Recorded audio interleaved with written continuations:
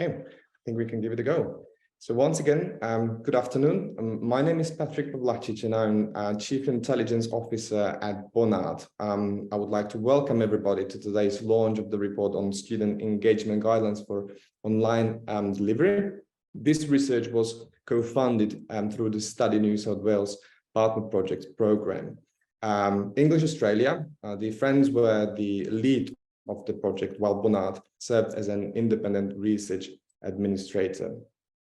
It is my distinct pleasure to introduce this project to you before we actually kick off the session today.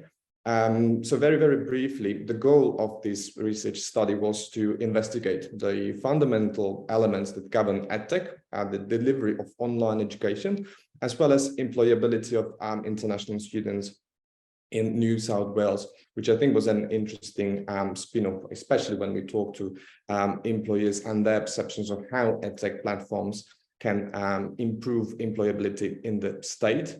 There are three key areas that came out of this research initiative that we believe will help future development in the sector. First and foremost, the study points to a need to fostering ongoing development of a student-centric EdTech portfolio and services. Secondly, there was a huge call amongst industry stakeholders to establish a stimulating environment for EdTech development as a prerequisite to ongoing development in the sector. And finally, the report also sheds light on how to deploy supportive promotional and partnership building activities in priority countries. One of the key objectives was to narrow down the geographical focus for New South Wales in terms of promoting online learning as well as EdTech solutions in particular. Today, we will start with a brief presentation of the key learning outcomes. And this will be done by my colleague, Sandra, Verkinova, our senior research manager, who led a team of researchers and was basically the brain behind the survey design and all the consultations that took place during the execution of the project. Sarah will share insights on how to develop a custom-driven guideline for online delivery and EdTech solutions in particular. And she will zoom in on what to focus on when promoting online education to prospective students, how to further strengthen the New South Wales value proposition, which is very important. And as we all know, it's becoming a key element in students' decision-making process, as well as how to leverage online education to diversify program offer in New South Wales and extend reach to prospective students who would probably never reach Australian shores. Finally, we would like to thank all participating institutions and individuals for their contribution. The research was informed with input from New South Wales education providers, EdTech providers, employers, as well as prospective students. So it was a nice blend of different target audiences that offered complementary views, and we were able to cross-reference all the input that we gathered. And I would also like to take this opportunity to thank the Study New South Wales team. We received overwhelming support from them during project execution, and I think this report is also their achievement. So without further ado, I would like to hand it over to Sarah to guide us through the key findings and implications. Thank you. Thank you very much, Patrik, and thank you very much for your introduction. So let me share my screen to navigate you through. So in the following slides, I would like to guide you through the key takeaways and the outcomes from the research, which was, as said, co-funded through the Study New South Wales Partner Project program. And the research study was conducted by English Australia and BONARD, probing the key aspect of the EdTech online education delivery and by extension, possible synergies with the employability of international students in the New South Wales. As a part of the research, we interviewed stakeholders and the local New South Wales stakeholders to really gather their perspectives on online education, the EdTech sector, and how to help with the employability of international students there. And Again, we would like to really thank you all stakeholders who participated in the research and provided their thoughts and perspective on the research topic. The research also gathered insights from international students by surveying former, current, and prospective English language students of 27 different nationalities, and at the same time, wide range of age groups. We believe that the research findings could really help enhance the collaboration among stakeholders and make New South Wales more competitive in field of EdTech. And also findings can help teachers and schools more and made informed decision about which products and platforms features to use, ultimately leading to better learning outcomes for ELICO students. So I would like to start with this overview of the EdTech solutions utilized by New South Wales providers. It is understandable that the technology is essential to education in Australia. We saw that between 2014 and 2019, there was a more than fourfold increase in the number of EdTech businesses from 350 to 600. And when it comes to platforms and solutions utilized specifically by New South Wales providers, amongst the large number of EdTech solutions available, the research indicated that Zoom seems to be almost synonymous with online education delivery for New South Wales providers. At the same time, according to the feedback from providers, although some have found Zoom inadequate in certain ways, many find it to be the most practical and widely available solution for online classes. Similarly, some interesting adaptation to the base Zoom software have been made to integrate learning management system and other software as a service solutions. So as the data from the research indicate, the utilization of EdTech solutions is currently really fragmented. In order to improve the student experience of learning, education providers are using and combining multiple EdTech platforms in terms of class delivery, content building, gamified learning via individual EdTech platforms, or creating or developing their own interactive materials to fit the class curriculum and student needs and their preference. Research also identified that currently around 60% of New South Wales providers use 3 and more EdTech solutions to deliver the online education. And while in-person mode of delivering education are largely being resumed, a number of education providers also claim that the EdTech solutions used for online education delivery are still central to their current operation. Even those students who are returning back to face-to-face or who want to return to face-to-face classes would like some online tools and especially keep them in their face-to-face classes and English language classes to be among their regular learning instruments. Moving to the next, the student feedback also indicates that the importance they attach to multiple attributes when thinking about studying English online, as really each has its own impact on the effectiveness of learning processes. These attributes have been ranked according to the importance ascribed by the student respondents. And concerning the EdTech element specifically in the online delivery, most of the students consider the use of interactive tools to learn to be one of the most important attributes for online delivery, as it gives really students the opportunity to be more engaged and actively participate and receive at the same time immediate feedback.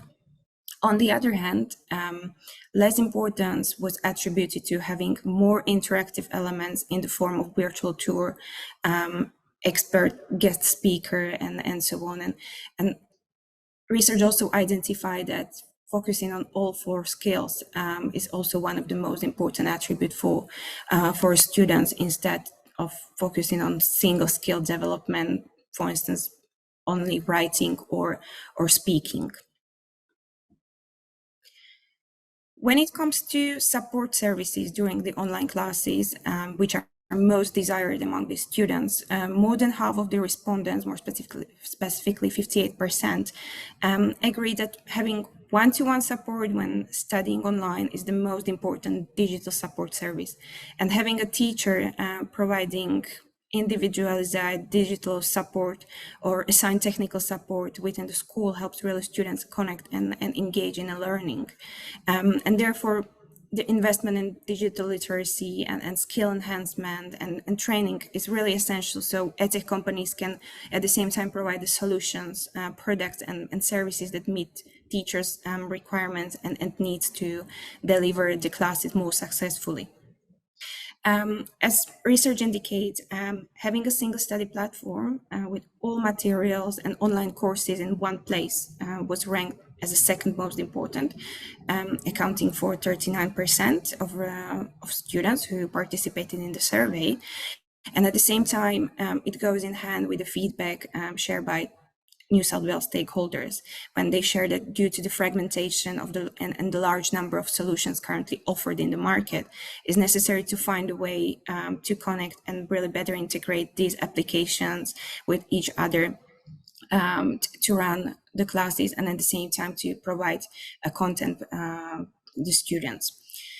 While one-to-one support was selected as most important by students of all responding nationalities. The importance of individual item was ranked differently across different source markets, when almost 60% of respondents from China, for instance, indicated that having a single study platform with all materials and online courses in one place is the most important digital support service for studying online.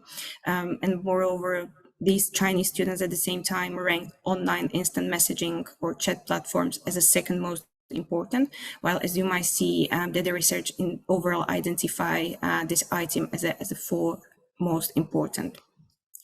One more, the support service I would like to mention for is an online orientation program, which was ranked third, was mainly perceived as important by respondents, specifically in Asia, in countries such as the Bangladesh or Indonesia or Malaysia. Reflecting on student experience, especially current and former students, there are certain features that students were lacking or the students would like to have more experience with. And almost half of the students, more specifically 47%, said that they would like to have more experience or more accessible course forums, which they regarded as an essential component of the online learning environment. And at the same time, with the growing importance of creating a more engaging, motivating, and effective learning experience, 34 of the respondents underlined that gamification was lacking or that they would like to have more experience with that during their online studies as well. As research identify more technically oriented tools such as streamlined systems and navigation menus and bars were ranked last, so 5 and 8% respectively, and were predominantly mentioned by students studying from Vietnam and South Korea. So to summarize the student feedback, the ideal online course structure, according to student preference, is to have 3 classes a day, which was chosen by 36% of the respondents, which should be run for 45 minutes. Of course, the feedback also differs according to responding nationalities, while students from China or Thailand and the rest of Asia are more inclined to have 2 online English language sessions per day. On the other hand, the students from Japan or Vietnam would prefer, or they indicated that they would prefer to have 4 classes per day. At the same time, with the border reopening, student preferences in regard to online education really differs. Most prospective students considering studying English online with Australian provider and specifically New South Wales provider would prefer to take hybrid classes, whether online learning followed by in-person classes, which was accounted for 32%, or vice versa, accounted for similar share of the respondents. For those students who are considering to study fully online, the share of these respondents were 36%. Most popular course among the prospective students, whether taken fully online or in hybrid form, is currently, or according to the results, is business or professional English, which was or which accounted for 55%. And this choice also they reflect the overall perception and shared feedback that the students are opting for and considering to take more specialized online courses rather than general English program, which goes in hand with their enhancing also their communication skills when entering the job market. Moving to the next, the research also identifies the priority markets with the highest potential to deploy the EdTech solutions. Of course, the opportunity to deploy these EdTech solutions in online education differs according to the source country, but online education delivery, we see that it really requires effective and reliable platforms to manage the different aspects of the program, and marketing and strategic relationship building and local engagement initiatives should be targeted towards the priority countries, which were identified through stakeholder consultation. So currently, the countries which were identified as posing the higher opportunity to deploy the EdTech solutions or run the online delivery classes are Japan, Thailand, Vietnam, Indonesia, Taiwan, and Colombia. But at the same time, it's important to mention that in countries such as Nepal or Vietnam or Indonesia, digital literacy as well as the availability of an accessibility to devices is relatively modest compared to countries like South Korea or Malaysia. And lastly, the research also identify the several opportunities for the sector in New South Wales in order to support the EdTech and online delivery environment. We selected the four for the purposes of the presentation, and of course, more is able to find in the research paper. So, in order to foster the growth of the EdTech sector, the knowledge sharing event and an event for education providers, there is the need that it should be really organized to showcase the latest EdTech solutions. We believe that the growth initiative can be led primarily by ELICO's key stakeholders and should encourage the active participation of New South Wales' vibrant EdTech communities.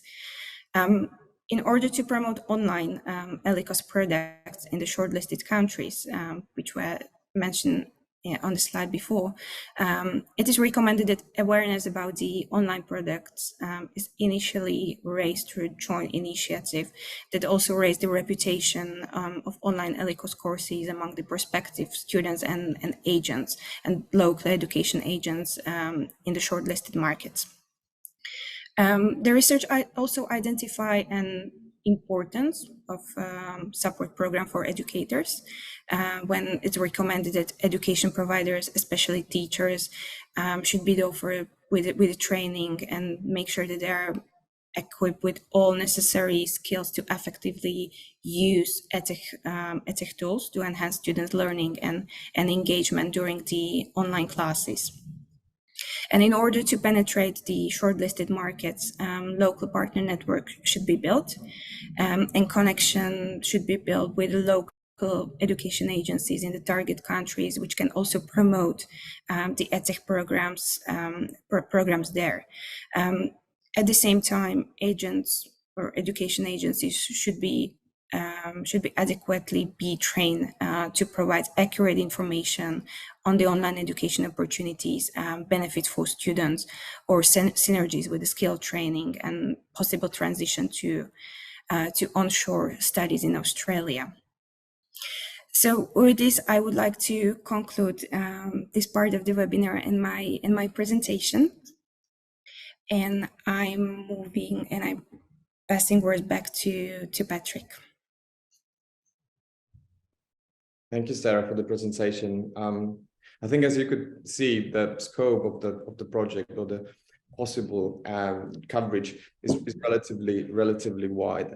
That's why we understood one of our main objectives and priorities was not only to consolidate feedback from all these different stakeholders, but also to prioritize in a way that we have a very clear sense of what is the most important, where to start with future development that will, in a way, secure sustainable and also commercially viable promotion of online education in New South Wales. I think in its very essence, the research did confirm and quantify, in fact, the importance of online education as part of an educator's toolkit and as part of an appealing value proposition to international students. And I think with that in mind, in terms of how to best implement some of the key findings, I would also like to convene our today's panel. So it is my great pleasure to be introducing the distinct panelists. Firstly, allow me to welcome Mr. Toshi Kawaguchi, who's the Director of International Education and Study in New South Wales. Welcome, Toshi. Thank you for finding the time to join us today. We are also joined by Sophie O'Keefe, the Head of Professional Development at English Australia, so the project lead for this particular research initiative. And last but not least, I would also like to welcome Sandra, Houghton, Founder and Director of Circular Learning. Sandra is also joining in her capacity as the convener of the English Australia EdTech Special Interest Group. So thank you all very, very much for joining us today. And we were looking forward to hearing your views, not just on the research, but also on some of the particular initiatives that were put forward. I would like to start with a question intended for all of you, and that is, what key insight do you identify in the report from your perspective? And let me start with you, Toshi, if I may. Of course. Thanks, Patrik, and big thank you for having me, and congrats to you and the team on the report. It's a phenomenal piece of work that I really think will help our New South Wales providers have a leg up when it comes to thinking about and deliberating on the online delivery side of things. Also, can I acknowledge the traditional custodians of the land from which I'm joining, and that's the Gadigal people of the Eora Nation, and I pay my respects to elders past, present and emerging. But look, it's hard to pick my favorite points and the highlights in this report, because there are so many interesting data points. But I think what really stands out for me is two things. One is just how important the EdTech sector is, and its growth, and the fact that Sydney and New South Wales are actually real leaders in this space. And, the report rightly calls out that it's grown fourfold in the years preceding COVID, and that New South Wales hosts the majority of EdTech companies in Australia. And I think for me, that's not a surprise, because I know what a dynamic and innovation ecosystem we do have here in Sydney and New South Wales. Consider the facts that Sydney is actually host to the largest innovation ecosystem in Australia, right? We've got it's worth about $68 billion and attracts over $1.3 billion in annual early stage funding. We're also in the top 20 globally when it comes to having a global startup ecosystem, and we're number one, I think, in the Southern Hemisphere and Oceania. So for me, the fact that we do have such a thriving EdTech sector isn't a surprise. It's backed by that innovation sector that we are really investing heavily in. And you combine that with the fact that we're not resting on our laurels. Only yesterday I was at an event for a launch of the world rankings of universities, and you can see how New South Wales universities as well are shooting up, right, the world rankings. So along with Boston and London, Sydney is really on the map as one of the best cities in the world to conduct research in and to be involved in. So that's something I want to call out first and foremost. The other thing I want to call out, and which I love the report does, is highlight how important ELICOS is overall, right, to international education and to New South Wales specifically. And the fact that we have so many ELICOS providers here in New South Wales, 40% of the ELICOS sector in Australia is based in New South Wales, and it's worth about $1 billion to the economy. So it really paints a picture of how critical this sector is, and I know it's the quality of our offering here and of our providers that really attract students. So with the report highlighting those two things, I think it's wonderful to see that we recognize how important these two sectors are, but also that painting a picture of how they intersect, there are more opportunities to be unlocked. So for me, that's something that I feel the report does really well, and it's something I want to call out. So yeah, that's where I sit on that one, Patrik. Thank you. Perhaps to follow up, Sandra, what are your thoughts on the key findings? What stands out for you? Sure. I think for me, from an EdTech perspective, it really highlights the opportunity for the ELICOS sector to diversify and build based on this sort of EdTech knowledge and skills that we've developed over this period of rapid expansion in this space. There's a real knowledge base and development of professional skills through our teachers, our academic leaders, our curriculum designers in our institutions, and we can really sort of lean into that development there, and that comes out in the report. And the other thing that I really appreciated reading in the report was the student voice, and hearing things like things that the prospective students are looking for. 45% are looking for interaction outside their classes and their lessons.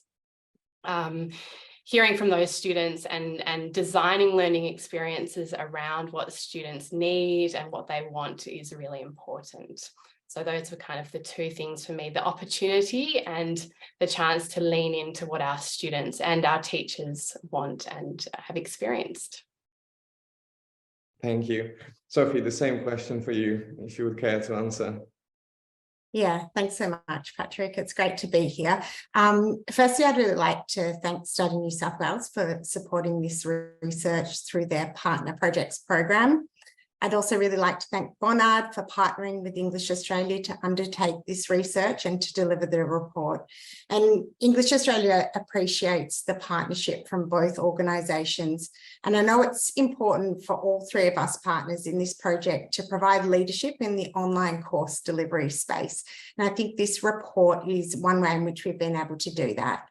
In answer to the question you've asked, I think my answer is quite similar to Toshi's, talking about the intersection of the different stakeholders in the project. And I think the key insight that I really identify with from the report, with me working at a peak body level, is the point about the importance of New South Wales education providers, EdTech companies and government all working together in the strategic development of online education delivery.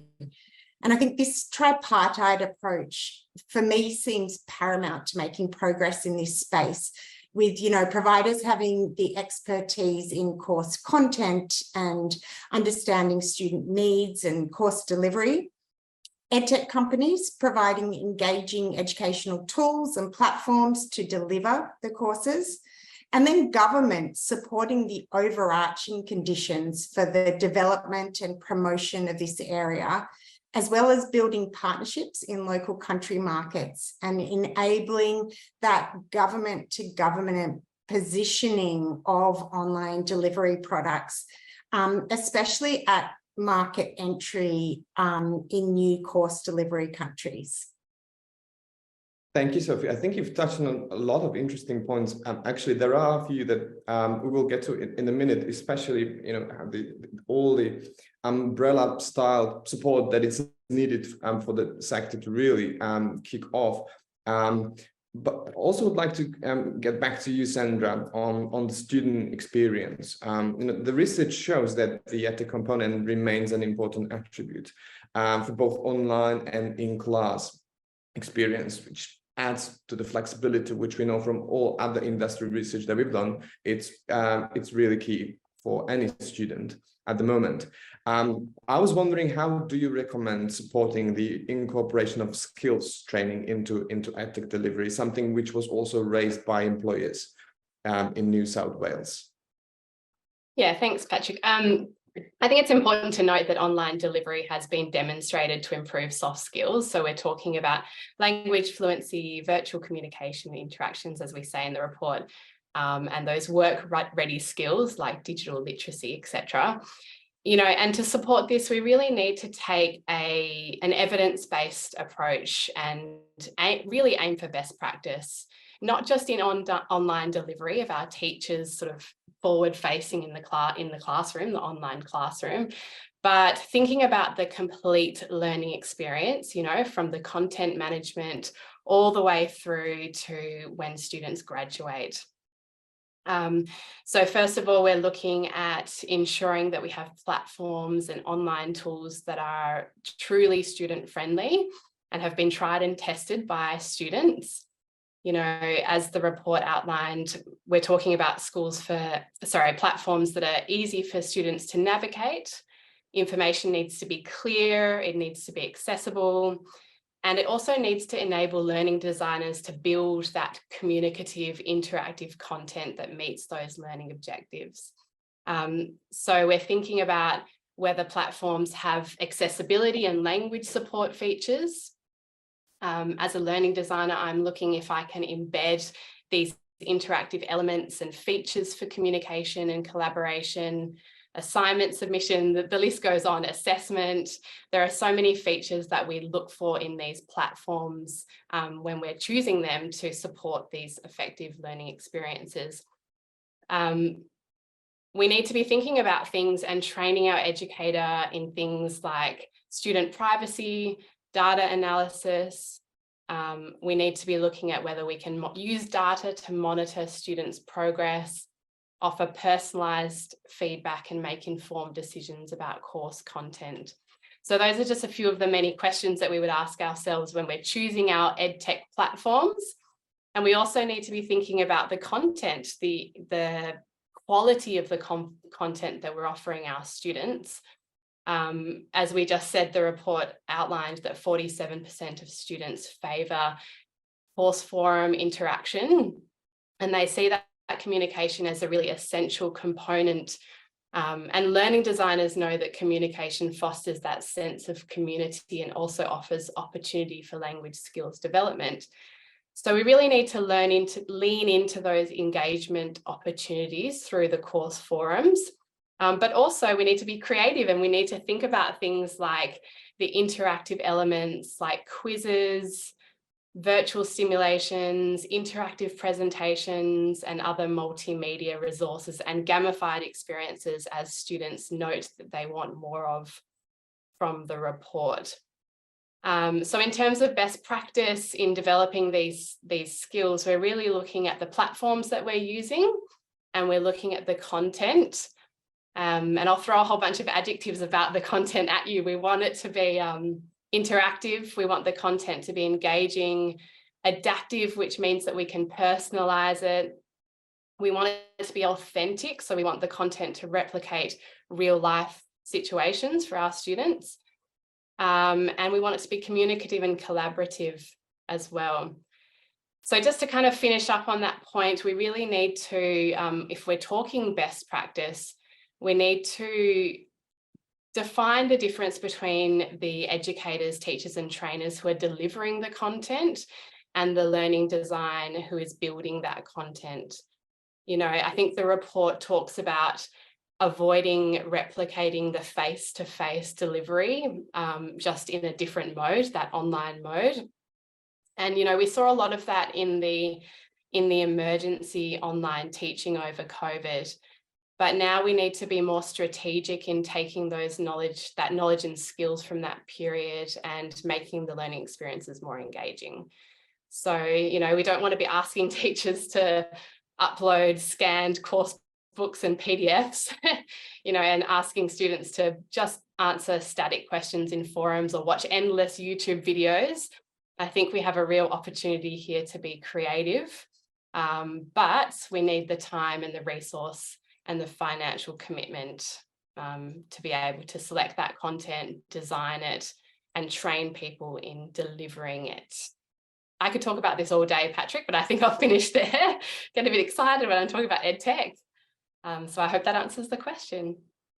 It certainly does. And I think more than that, you know, I really like the pragmatic approach that you've chosen, because I think this is what many providers are thinking about. Again, it comes really down to the prioritization, and resource allocation. It is so key to get this thing right so that it can really meet the student preference at the end of the day. And the other thing that you've mentioned about sort of monitoring the performance, or sort of monitoring and tracking learning outcomes, that will be really key, as there's going to be a new generation of students who will have this online education experience. They'll be able to talk about it. They'll be able to become ambassadors in way of this service and spread the word, because as we all know, word of mouth is still very, very important in the sector. So I think all the aspects that you've mentioned, if I was an educator, this would certainly be on my list in terms of what to focus on. And previously we also touched on sort of the intersection. So my next question is at you, Toshi, representing the government in New South Wales. I wonder, how do you, as Study New South Wales, view the ELICOS sector? So we already started to talk about it. And more importantly, in this context, provide support to ELICOS providers. Yeah, thanks, Patrik. Probably the best thing to say here is to pick up on the point that Sophie made, right? And that it's really all about partnerships here. And so much of what we do at Study New South Wales is delivered in partnership with the sector, and we benefit, all benefit from that. And so for us, some of the things I reflect on in the projects that we've delivered with English Australia include, and I still think this is the case, we hold the record for hosting the largest English lesson in the world, right? Picture this, thousands of international students on Bondi Beach conducting an English lesson. And that was, a real push at bringing the sector together as a partnership and getting on the map and really showcasing everything that an education and English learning in Sydney and New South Wales could bring, right? So it's trialing and testing new things, like bringing everyone together that really excites us. But it's also, for us about making sure that we do share best practice and we do take a data-informed approach to the way that we move together as a sector. And I think this report is a good example of that, how we can work together to share that. And even before COVID, Sophie, you might remember we did that mental health guide, right, for the students ahead of COVID. And so it was good to have that out in the field to support our education partners through what has been an incredibly turbulent time. So it's those partnerships, it's making sure that we come together as a sector and we deliver projects that lift everyone collectively, that really go to the heart of how we work at Study New South Wales and support the ELICOS sector. I mean, we do, as part of our core remit, deliver a lot of student experience programs, which are all about making sure that our international students here in Sydney are safe, feel welcomed, are integrated, are connected to the community, because Lord knows that there's a lot of touch points for these students, and while our providers have responsibility to support them, there is a role there as well for us to step in and enhance that and connect the dots. So all of the programs that we offer for students here at Study New South Wales are free and open to the ELICOS sector as well as our other sectors. So there's a lot that we are doing in this space to make sure that this really important sector for New South Wales and Australia, that provides such a critical pathway for our students and a foundation for the experience that they have in Sydney and New South Wales is supported. So I hope that helps answer the question. It does, and thank you very much for it. I think the partner project as a scheme is a good testament, of the contribution and support that has been provided to the sector. And in that sense, you also talk about the provider's responsibility in a way to deliver, which I think is a great jumping point for the next question. Sophie, we'd be also interested to hear from you your own perspective on what approaches can be implemented that students not only gain the language proficiency, but also acquire those relevant skills, through the use of EdTech tools. And I'm really asking also because we've noted this global trend that learning language, while important, it has become a vehicle, to achieve some greater goal.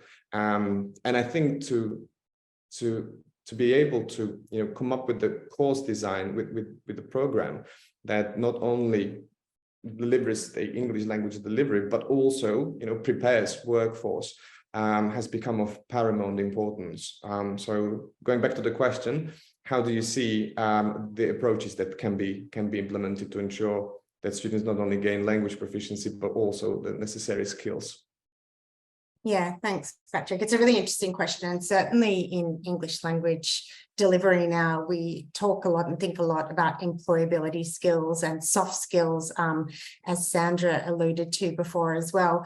And I think, one of the big questions that's come out of online delivery in ELICOS is how we support students' digital literacy skills in an online environment. It's obviously essential to support these skills for students to be able to undertake their online courses, but it's also necessary for students to have digital literacy for employability. And I know that ELICOS centres have done a great job in ensuring students acquire digital literacy skills during their online courses. Throughout the pandemic, we saw a lot of a focus on this. Some of the ways that ELICOS centres have supported this skills development is, through orientation documents and workshops about digital platforms and tools, through overt teaching of digital literacy during class time, and incorporating practice activities that, where students are actually using the digital tools themselves in the learning activities. Also through training video libraries, which have been put together, which students can access on demand if they are having issues with certain platforms or digital tools. And I think another way that centres supported students with their digital literacy was by having tech support staff members available for student consultation, at least during working hours or at specific times, so that there was always someone there that students could consult.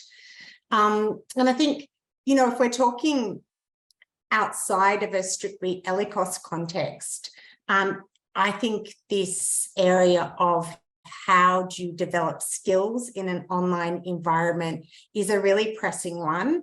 Think about cooking or aged care or nursing. This is an ongoing challenge for the education sector. But, there are certainly ways that course developers are using to be able to focus on skills development. So things like interactive, authentic video activities, which are supported by reflective and productive tasks, the use of student-produced videos using tools like Flipgrid, where students can comment on each other's videos, has been really helpful. And even where there are workplace pracs in courses, and this could even be for, TESOL teaching courses, including synchronous online discussion with teachers and other students, where people can reflect around their prac experiences, is one way that skills can be developed in an online environment. I think this is brilliant practical advice and sort of very straightforward guidance. So I'd like to dwell on it a little bit. Sandra, one of the key takeaways for us wearing my research hat at the moment is that it really documents the kind of prevalence of professional English courses and sort of business as more specialized type of offer compared to general English. So we've been seeing this shift that people want to learn, for a dedicated purpose, or they seek more specialized courses, and that also support skill enhancement. How can English Australia assist in this process? Promoting and delivering these types of courses. Yeah, I think English Australia plays that really supportive role by providing guidance and resources and best practice information for ELICOS colleges, not only in the ongoing training and professional development of our teachers and managers and support staff, but I also see English Australia as kind of facilitating collaboration and knowledge sharing among member institutions and industry partners and experts. So really if I sort of take a practical and learning design lens on developing these courses, I think we're really aiming to have a collaborative approach with industry experts and employers to develop these courses so that we can align the skills and the knowledge required in specific job sectors. You know, if we're able to tailor the needs of the job market, we can really ensure that learners acquire the language and professional skills that they need. So to do and we need support from English Australia, for example, establishing those strong partnerships with industry organisations and employers and professional associations, and really having those real and authentic touch points between the course providers and industry. You know, as a learning designer, for example, if I had access to a subject matter expert in industry and I have the EdTech tools that can support me, I would be able to get really creative with the tasks that we're embedding into these courses, you know.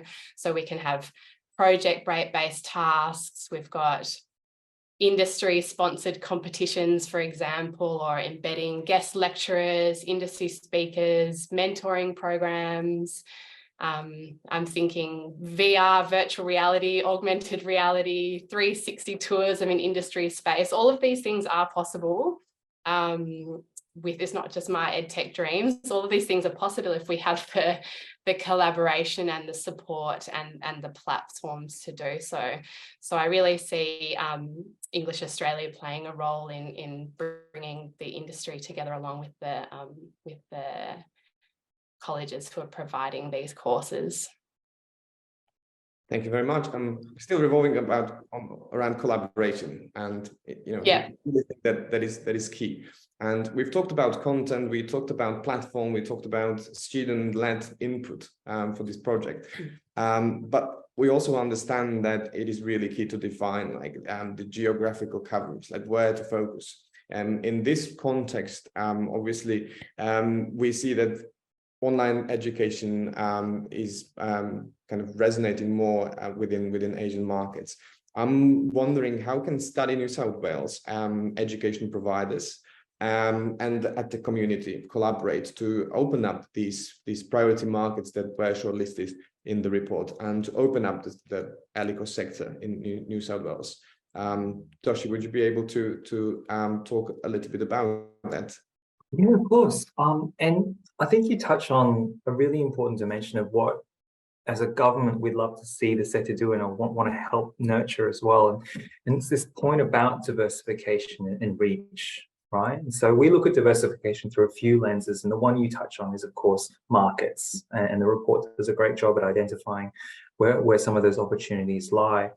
And one of the things I want to invite our listeners and viewers today to do is to leverage the phenomenal resources that we have at our disposal as a sector overseas. So at a state level and also at a national level, we have offices, trade offices and investment offices overseas that they're led by experts in the market to support industry from Australia, connect with investors and connect with partners overseas. So many of the markets that you mentioned are included in the list of New South Wales specific offices.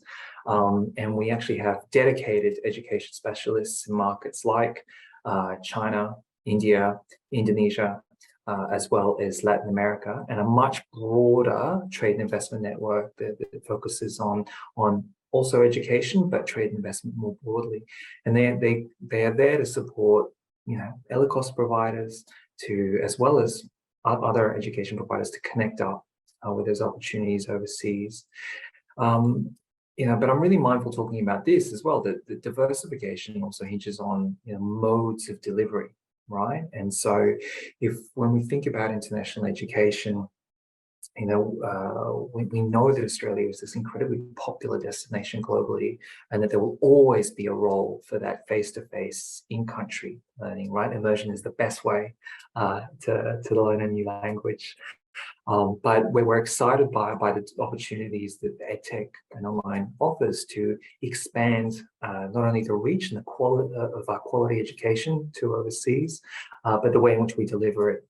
And that goes to, as I say, reaching new audiences and making sure that the New South Wales brand and quality reaches overseas. But it also goes to a lot of the things that Sandra and Sophie were touching on around the learner experience, right? So a thriving EdTech sector and solutions mean that we have seen how improved the learning outcomes can be for our students. And if we are continue to be on the cutting edge of that exciting delivery and user experience, then we know that by default, we will continue to be a world-class education destination and continue to attract the best and brightest, not only to study, but to work in this really important sector. So for us, we're going to continue to nurture that. And as I said, the offshore network is a big way to help us with that diversification piece. But onshore, I think it's really important that we continue to connect up those dots and use, conferences and events and other platforms to make sure that tech companies and education providers do continue to connect, whether testbed environments, for investment, for partnerships, because that's really how we're going to make the sector continue to thrive. So yeah, hope that offers a perspective on where we might be able to support the reach in new markets, but also the diversification objectives that will ultimately make a more resilient sector overall.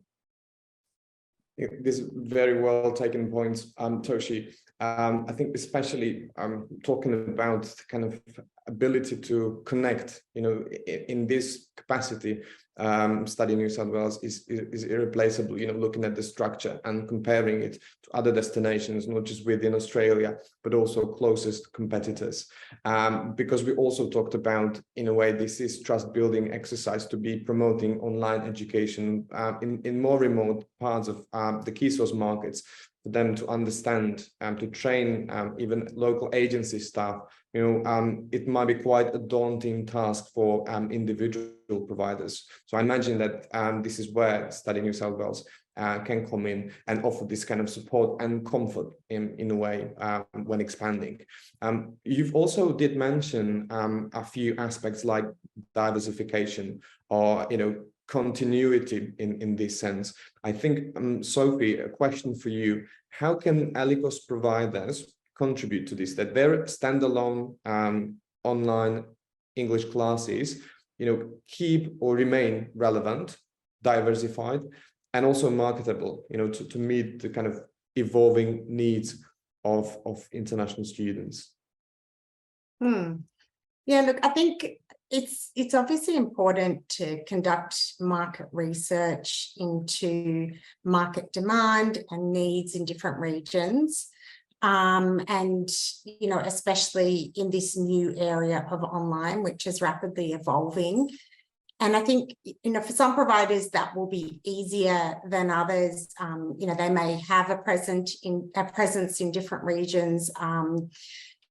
And I guess if you didn't, part of your market research should involve working with government, for example, bodies like Study New South Wales, because, these agencies have their eyes and ears on the ground in various source country markets. Toshi spoke about the different countries where Study New South Wales has a presence. And so I think, that's a really great place to start in terms of market research for any provider.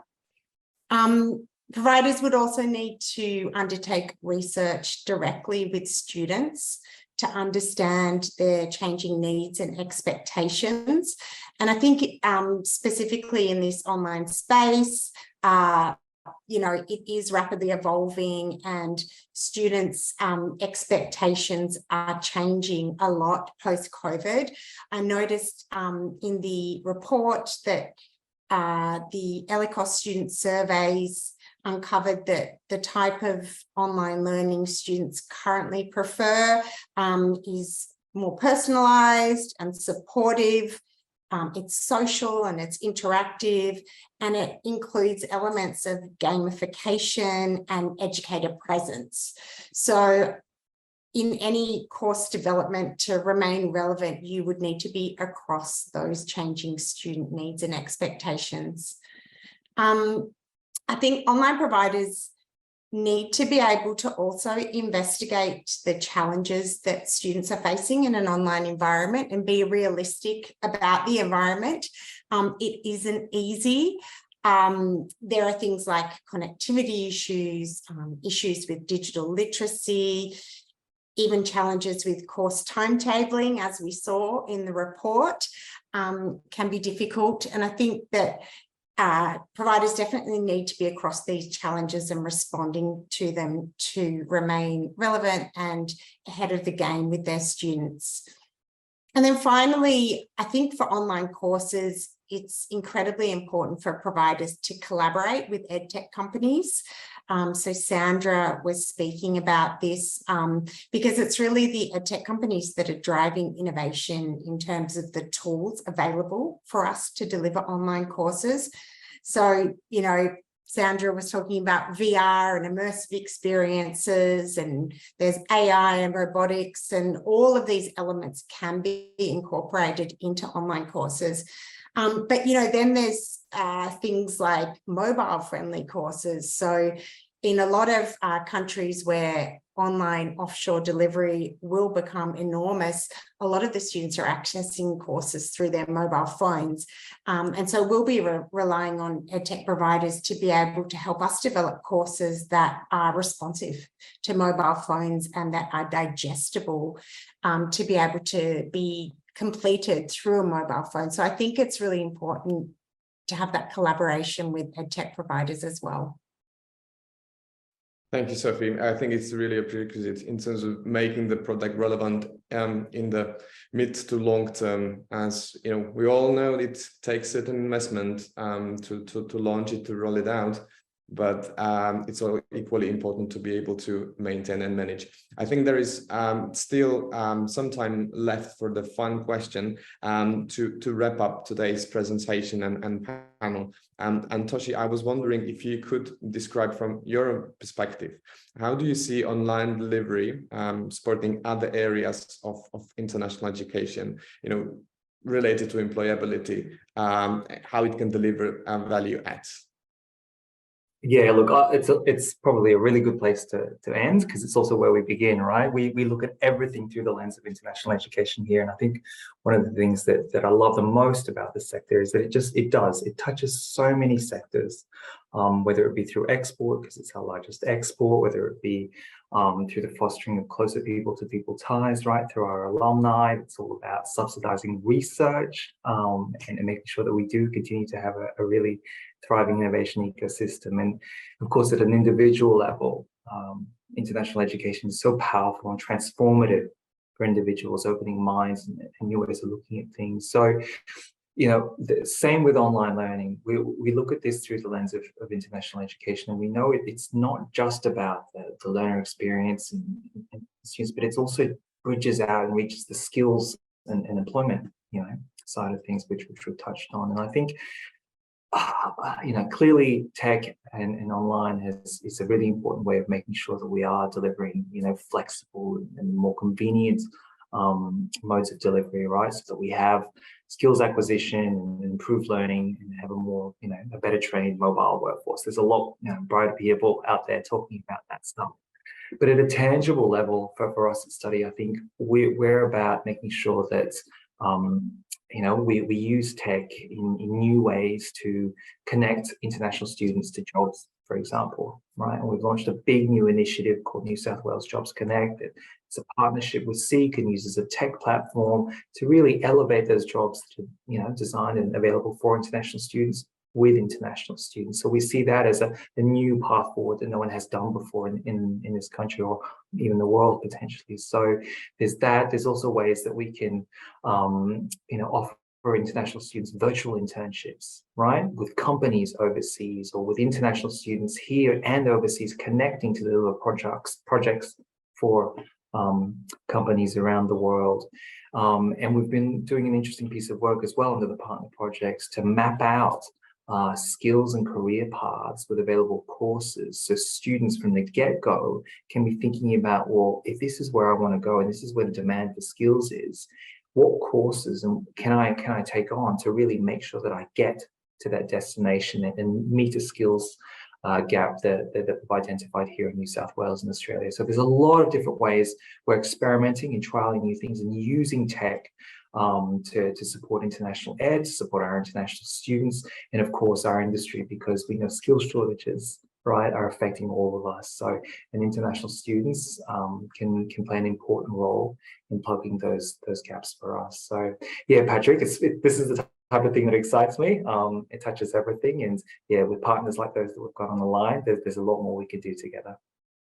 I think this is a brilliant aspect to finish out today's session, talking about such a roadmap, that you have the ultimate objective of a student in mind, and, you provide the connection, that the journey from A to B, which is complete. And this is what not only students, but increasingly their parents look for. So in a way, you are speaking to the need. So I imagine it's particularly encouraging for providers to know that there is such support.